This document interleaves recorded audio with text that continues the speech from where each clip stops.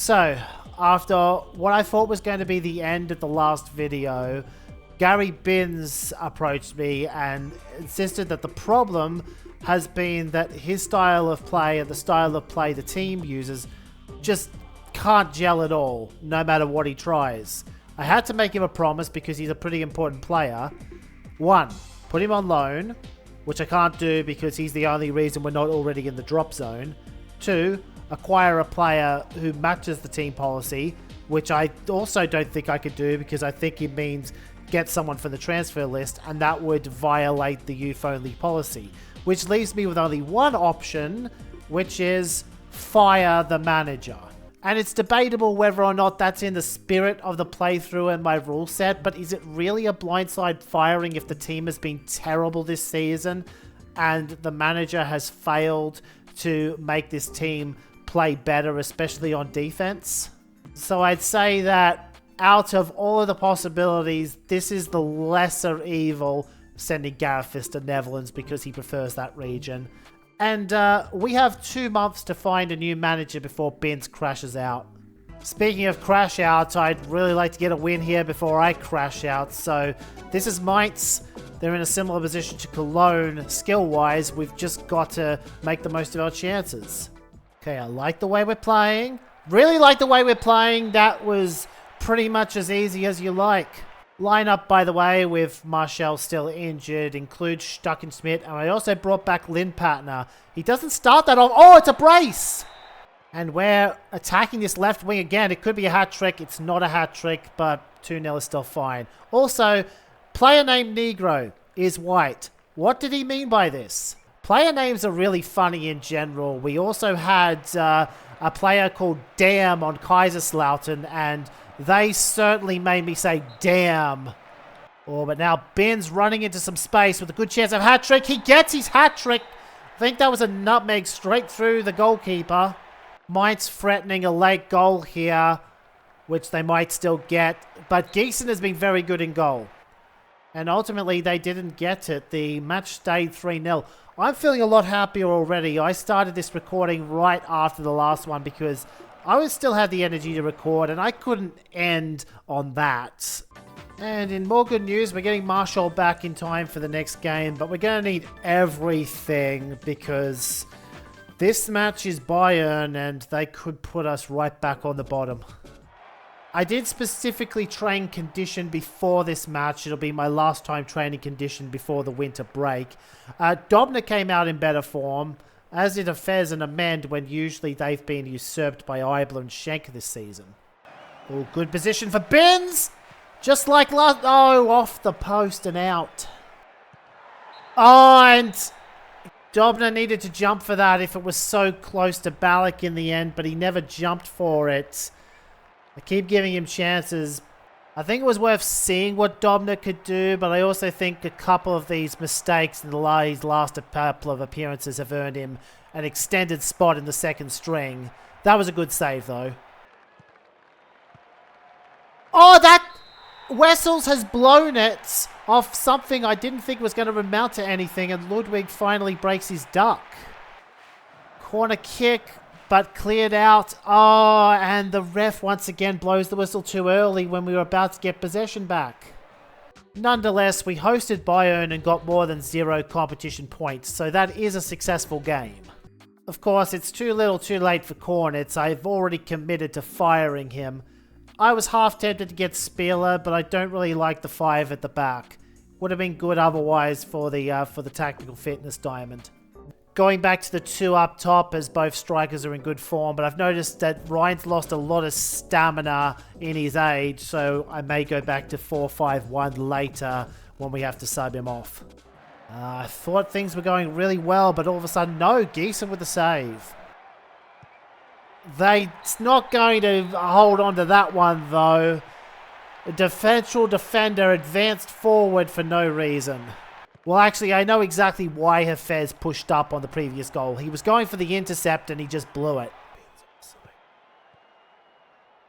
Oh, that's a good intercept, but... Oh, Ryan just needed to kick it back here. I don't show every highlight of every game, but I can tell you that Bielefeld have been really close to getting 2-0 up here, and if we were to get anything out of this match, it would be somewhat of a heist. I don't think it's going to happen, though, as they are holding up play, and that pass for an amend was terrible.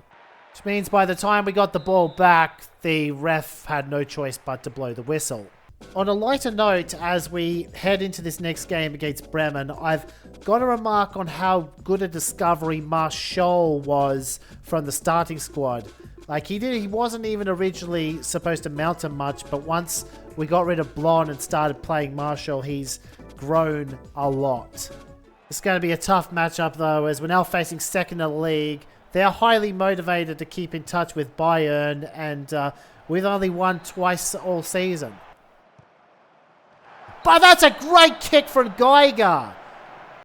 What are Bremen doing here, though? Oh, they're scoring, that's what. We actually had someone who could have cleared that off the line, but he had his back turned. Another blown lead, and we don't even get on the rebound, so it's become a loss. Oh, no. Oh, and a foul in the end when it looked like we were certain to score. We don't have enough time to win, and this is our last gambit to try and, well, that blew up pretty quickly. And it's not even the fact we're losing, it's the way we keep losing. I see so much more potential in this team.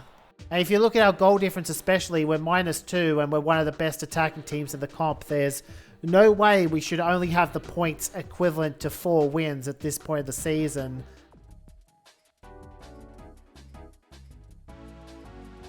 Merry Christmas, you filthy animals. We've got our cup draw. We're playing Hanover first. Good chance to at least make the second round. I think I'm going to wait one more cycle to commit to a manager. But one person I do want to point out is Abdel Ghani. He shows up quite regularly, even without scouting for him. He's got a pretty decent tactical fitness diamond. But given the level of manager that I believe would justify replacing Cornets, I think Abdel Ghani is actually a downgrade at this point. Starting 11 largely unchanged for the Pokal against Hanover. Eibler's in for Fez, but otherwise it's just everyone. Oh, that's a good play. That's a good play.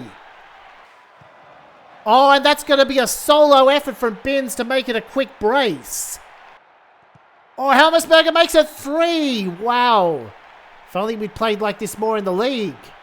Well, this is just adding insult to injury that we almost went 4-0 up there. But Hanover did not score, and it was good to give the fans something to cheer about at home when we really haven't been playing well at home this season. We've got a good chance to make a run because Duisburg is round 2, and I think they're a second league team or lower level first league too.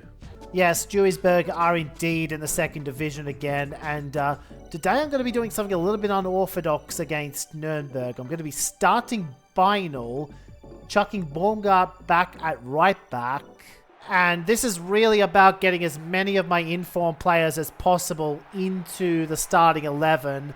We've usually used Beinel as a substitute. Let's see how he handles playing 60 to 70 minutes. We'll decide then if I'm subbing him off, but for now, corner kick. Can't get it over this guy's head. That corner earlier was actually the second case of a header that only found the keeper's mitts in the game. Defensively, however, we've been really good. Nuremberg haven't even had a chance to shoot all game. And Binns is going to break the deadlock. Goal number 9. A lot of defensive substitutions right after that goal. Baumgart moves back to left mid, and yes, Beinel did come off. He did not have the stamina to play 90. And so ends a fantastic performance that was more convincing than the final score suggests. It's Gelsenkirchen, aka Schalke today, and despite him not making the 90, I didn't mind what I saw out of Beinel as a starter, so as long as he's still in form, I still think it's okay for him to start. Off! Well, that's a huge setback against a team we're already going to have trouble with, Helmersberger out.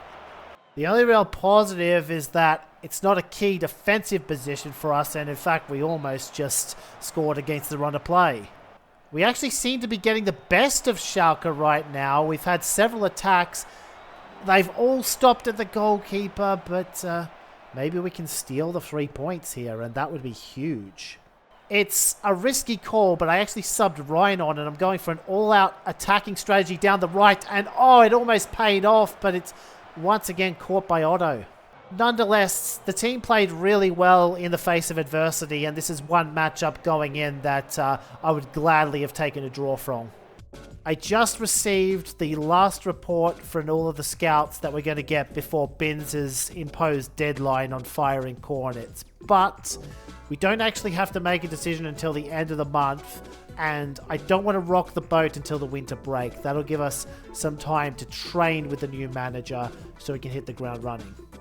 I'll show you the 2 finalists and go through the process of why I'll be picking the manager that I'll be picking at the end of the episode. Scrappy start to the match, and that just continues it. Oh, they do score in the end, but I thought they'd blown it. Unfortunately, not the case, and now we find ourselves in trouble, though Binns might be able to make something happen here. He doesn't quite manage it. Oh, this, however, Ludwig can get to it. No, not enough power. Oh, this could give us a chance late in the piece. Red card. Only 5 minutes left in regulation.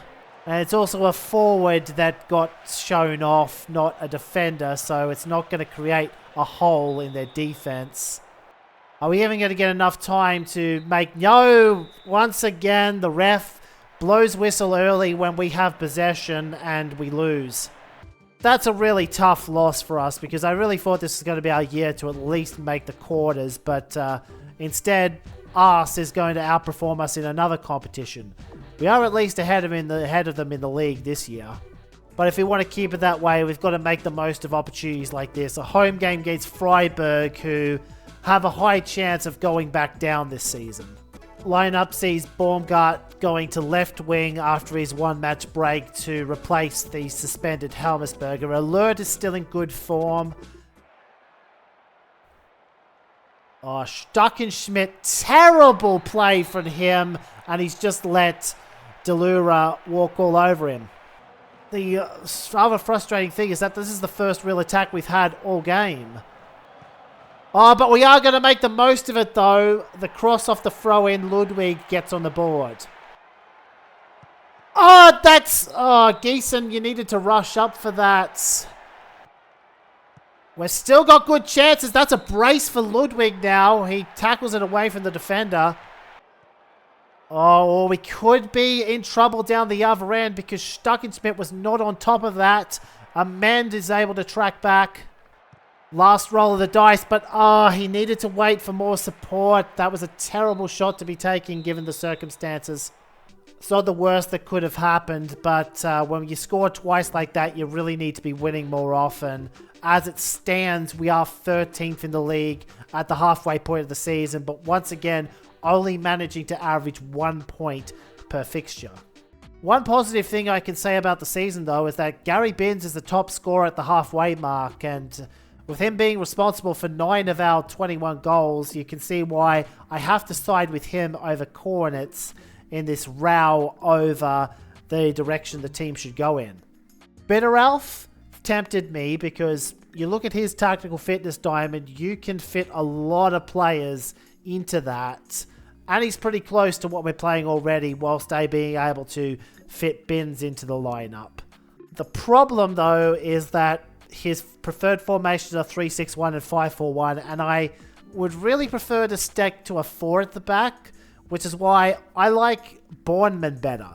He's going to be a little bit of an adjustment for most of the squad who are full in on the teamwork ethos, but he's actually a lot better manager for Binns because Binns doesn't have to travel that much further to get in line with Boardman's strategy, and I'm going to lock this in.